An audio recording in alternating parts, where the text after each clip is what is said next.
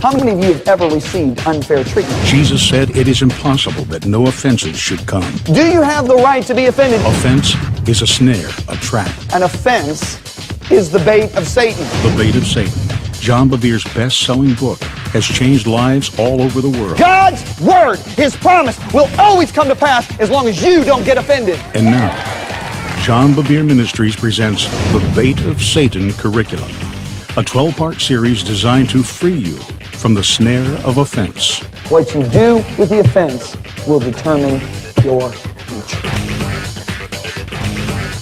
Certo, eu quero que você abra sua Bíblia comigo, por favor. Em dois lugares, Lucas capítulo 17, e então coloque o marcador em Mateus capítulo 24. Então Lucas 17 e Mateus capítulo 24. Como você sabe, teremos 12 sessões de 30 minutos, um pouco menos, sobre a isca de Satanás. Agora, em Lucas 17, eu quero começar lendo apenas um versículo, depois nós voltamos para essa passagem. Verso 5, nós lemos: E os apóstolos disseram ao Senhor: aumenta a nossa fé.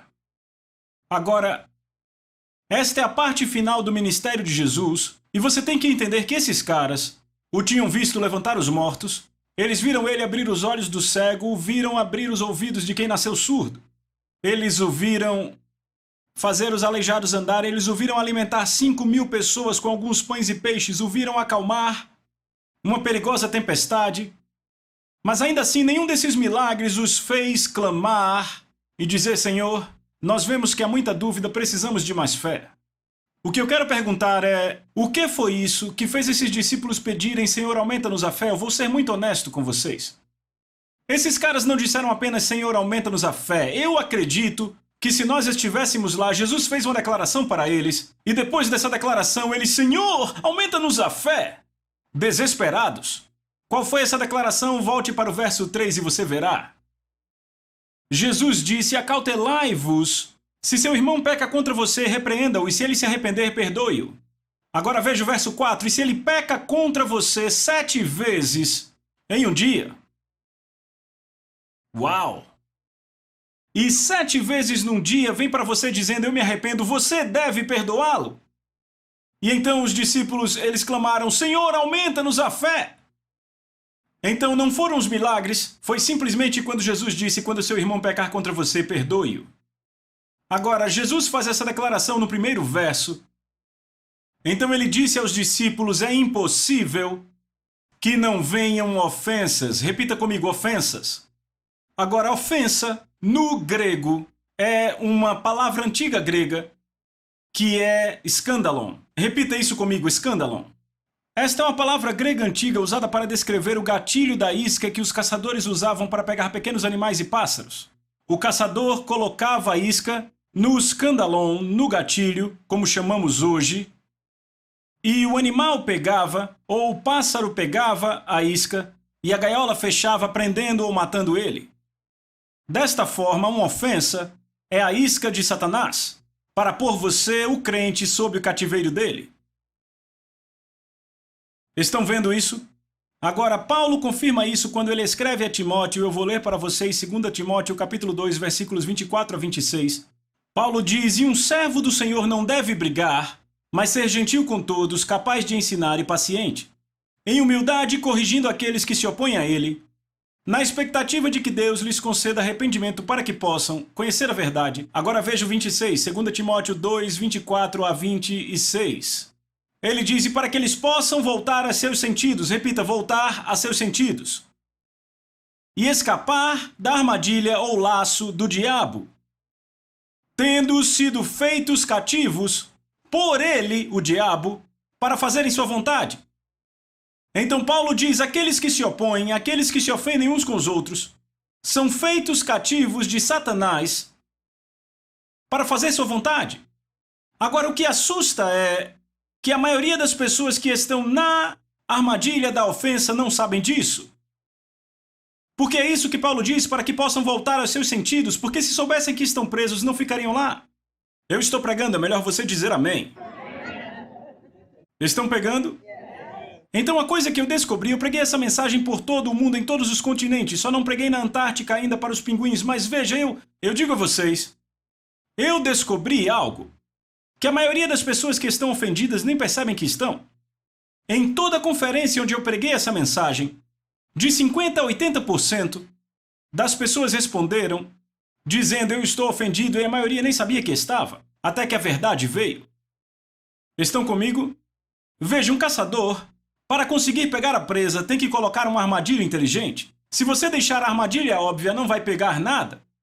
Se você decidir se pular dentro da água, com um anzol na mão e disser, ei peixe, eu vou pegar você, ele não vai nem prestar atenção.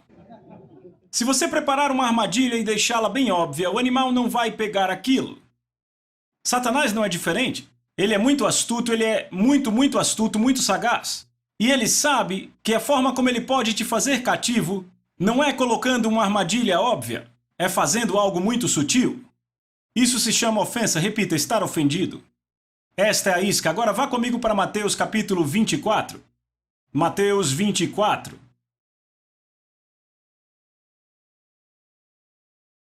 Agora, em Mateus 24, Jesus está falando dos últimos dias.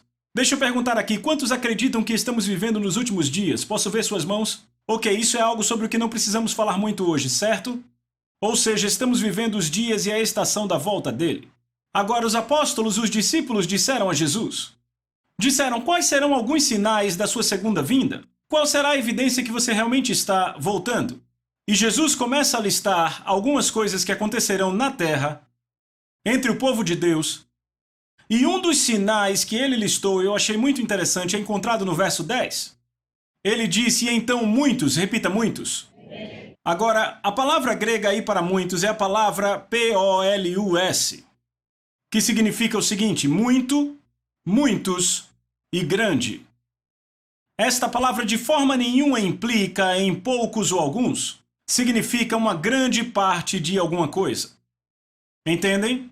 Então o que ele está indicando aqui é que haverá uma grande quantidade de pessoas, e eu posso dizer que eu tenho visto isso sendo cumprido, porque em todas as conferências que eu ministro ao redor do mundo eu já disse de 50 a 80 pessoas respondem a isso. Então veja o que ele diz, então muitos ficarão ofendidos, repita, ofendidos. Trairão um ao outro e odiarão um ao outro. Agora, isto é uma progressão. Uma ofensa vai levar a uma traição.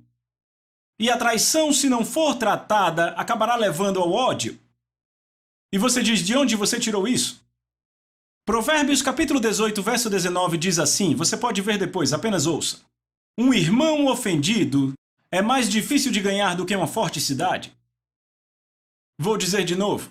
Um irmão ofendido é mais difícil de ganhar do que uma forte cidade. Agora, nos dias de Salomão, que escreveu o livro de Provérbios, o que as fortes cidades tinham ao redor? Muros. E para que eles serviam? Vamos lá, você sabe, proteção. Aqueles muros eram feitos para manter fora as pessoas que lutavam contra você. E também eram feitos para que você deixasse as pessoas a seu favor entrarem. Correto? Então, o que Salomão está dizendo é que um irmão ofendido é mais difícil de ganhar do que uma forte cidade. Ele construiu muros. Agora, o Novo Testamento não chama de muros, ele chama de fortalezas. 2 Coríntios capítulo 10, versos 3, 4 e 5 diz, embora andemos na carne, não guerreamos de acordo com a carne. Quantos sabem que estamos em guerra? Fico feliz que um terço saiba, e quanto ao resto? Quantos sabem que esse não é um playground, é um campo de batalha? Muita gente usando vestido ao invés de usar uma armadura, amém? Ficam pensando em voar quando Deus diz, preparem-se para a guerra. Boa pregação, amém, eu ajudo você hoje. Só para saber que estão aqui, certo? Embora andemos na carne, não guerreamos de acordo com a carne, pois as armas da nossa milícia, ele continua dizendo, não são carnais, ou seja, da carne, mas elas são poderosas em Deus para derrubar fortalezas. Repita, fortalezas. Agora, essas fortalezas são demônios na atmosfera? Não. Agora, há um ensino valioso em Efésios 6 sobre demônios na atmosfera, mas aqui Paulo não está falando sobre isso. Ele continua dizendo que são fortalezas. No verso seguinte, verso 5, ele diz assim, lançando fora toda a imaginação, e o sentido literal é esse, todo o raciocínio. lançando fora todo raciocínio. Repita, raciocínio. E onde ocorre o raciocínio? Aponte para cá. Lançando fora toda imaginação ou raciocínio e toda altivez que se exalte contra o conhecimento de Deus. Todos, aponte para a cabeça, onde está o conhecimento? Ah, você está entendendo. E então ele diz, ouça, trazendo todo o pensamento. Repita, pensamento. Onde estão os pensamentos? Aponte para sua cabeça. Isso não é interessante? E trazendo todo o pensamento cativo à obediência a Cristo. Agora, o que são fortalezas? Fortalezas são raciocínios ou processos de pensamento que são contrários à vontade de Deus. Amém. Boa pregação. Eu estou ajudando você hoje. Vamos acordar nessa manhã de domingo, amém? Ouça, eu sei que você está ouvindo, mas eu estou tentando te fazer rir, porque uma colher cheia de açúcar faz o remédio descer mais fácil. Amém. Eu descobri que Deus pode fazer coisas em sua vida, levar correção à sua vida, transformar a sua vida, mas pôr um pouco de mel sempre deixa tudo melhor.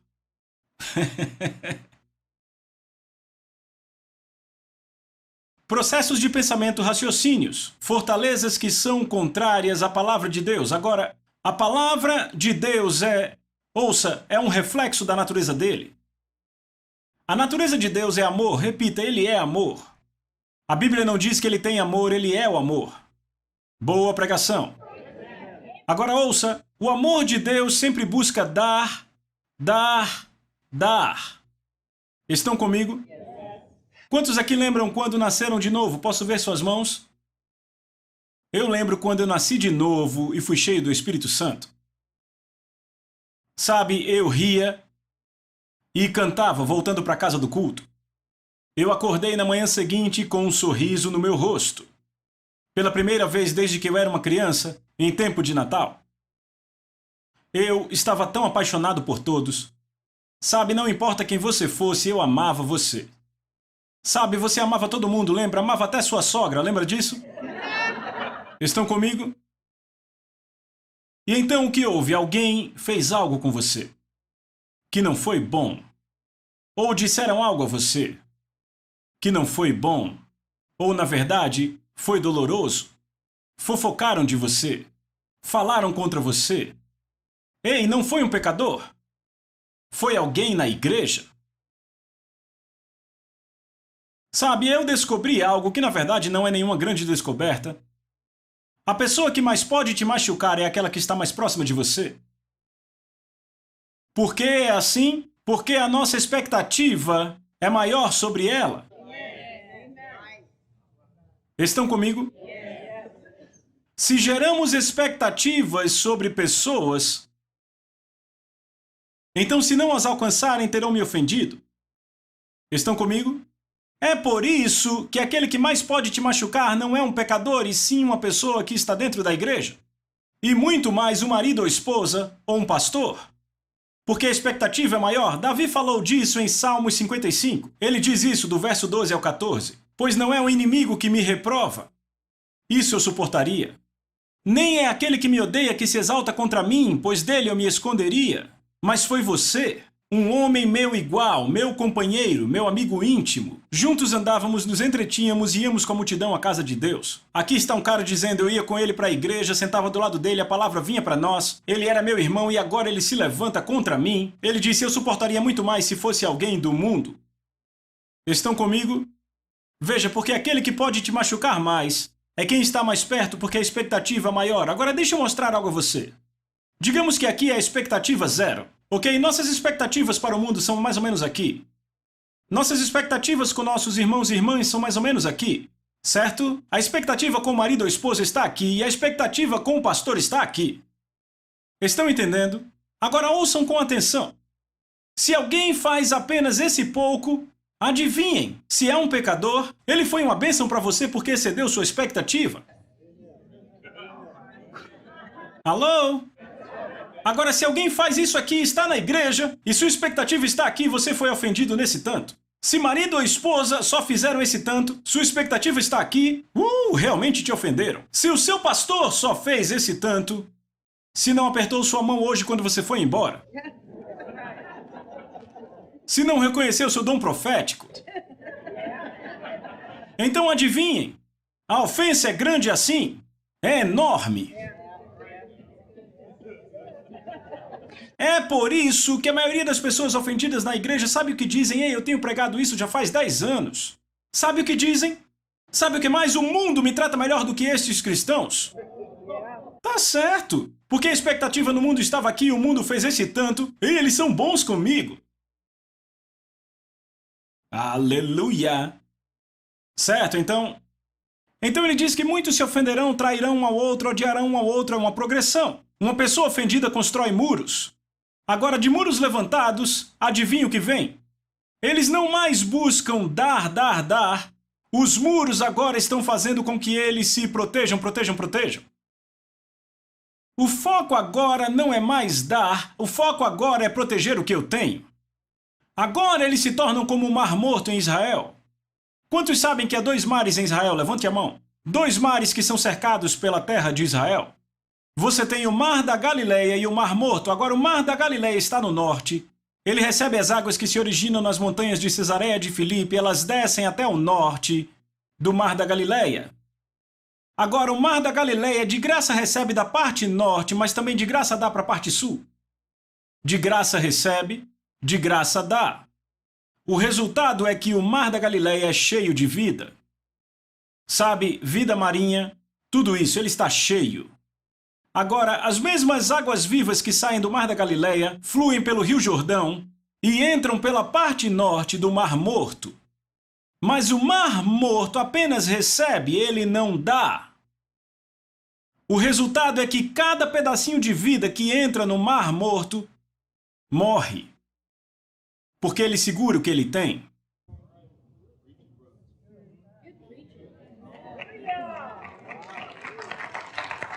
Lembram que Jesus disse, de graça receberam, de graça deem? Você quer realmente entrar na vida? Libere a vida que Deus te deu e você entrará na vida. Mas a pessoa ofendida diz, eu fui machucado, não quero me machucar de novo. Então agora mecanismos se levantam em sua mente, em seus pensamentos, no fundo do subconsciente.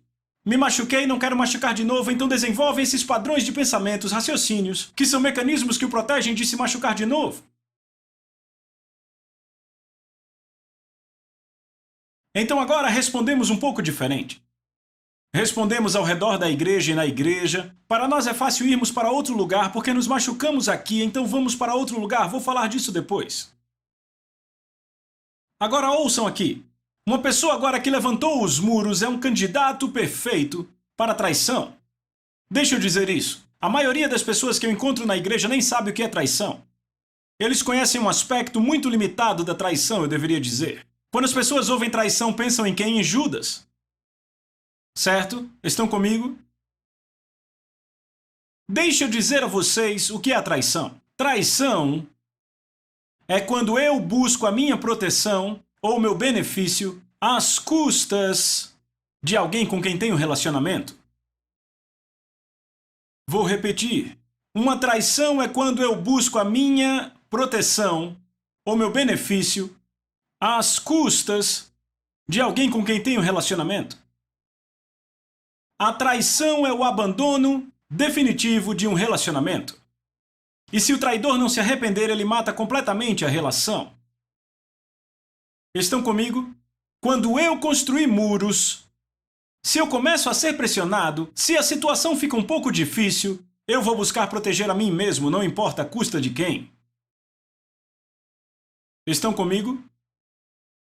Provérbios 18, verso 1 diz: um homem que busca o seu próprio desejo se ira contra o sábio julgamento. O homem que construiu muros busca seu próprio desejo. Então ele vai trair a pessoa que aparecer. E se há uma traição no relacionamento, vai acabar levando ao ódio. Agora ouça com atenção. A Bíblia diz que quem odeia o irmão é um assassino.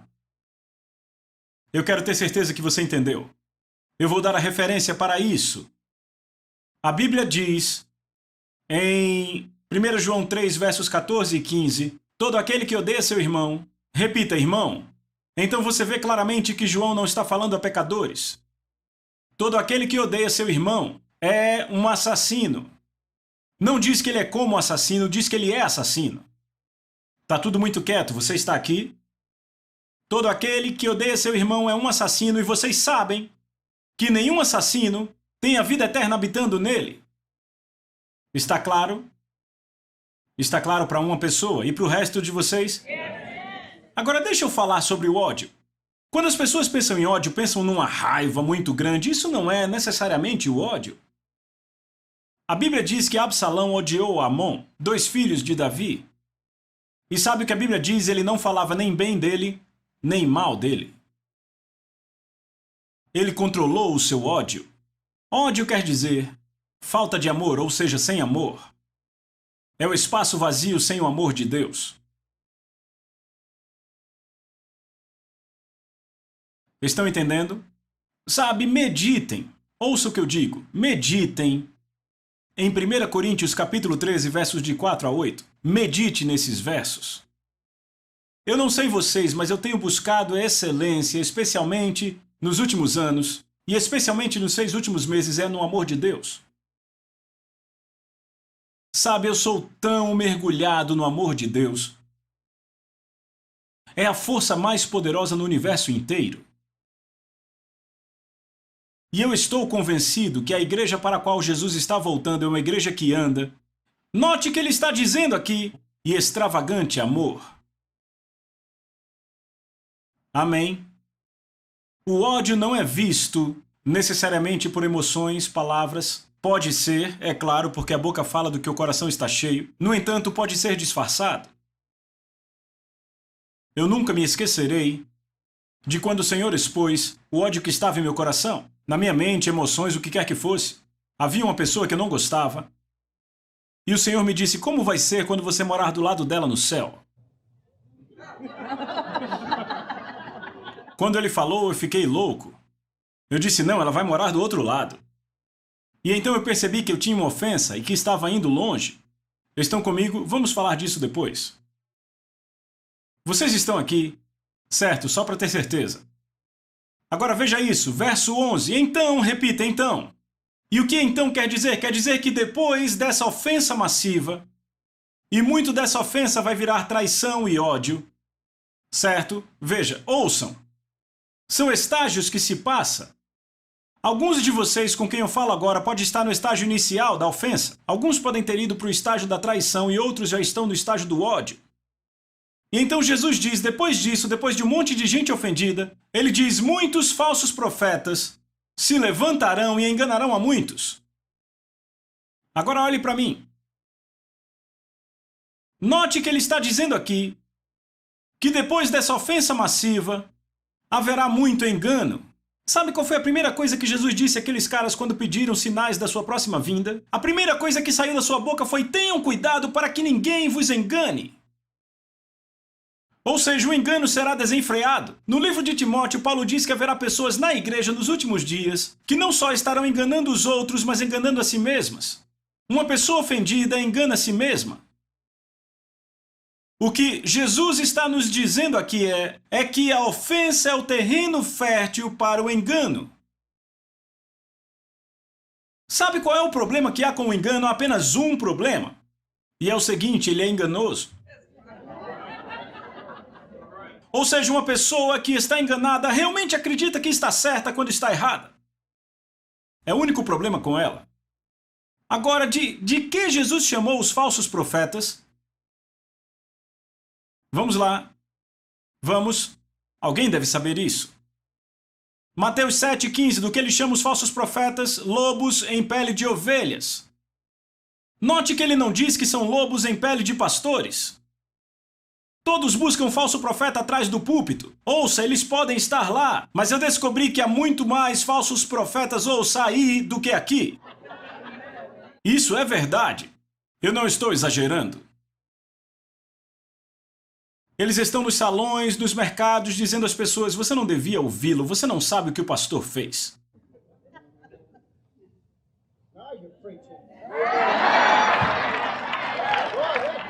Agora ouçam o que eu digo.